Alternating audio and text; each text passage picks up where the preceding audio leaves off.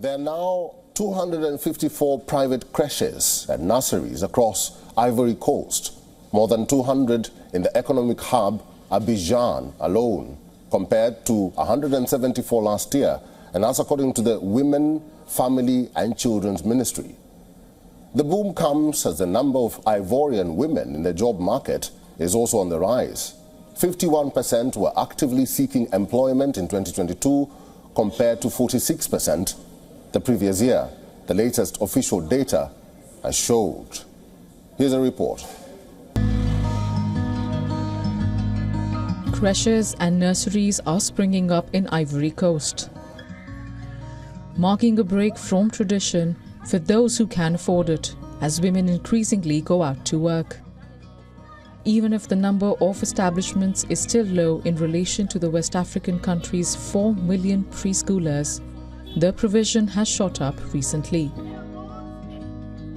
Ivory Coast now has 254 private creches and nurseries, more than 200 in the economic hub Abidjan alone, compared to the 174 last year, according to the Women, Family and Children's Ministry. That is in addition to the nearly 300 and counting state-run establishments.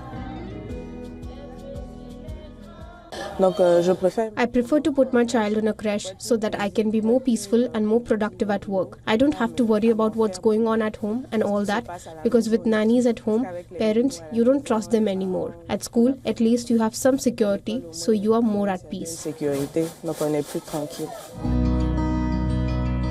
The latest official data showed that the boom comes as the number of Ivorian women in the job market is also on the rise.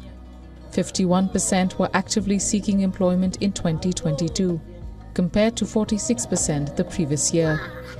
The vast majority work in the informal sector, but more women are employed in salaried professions.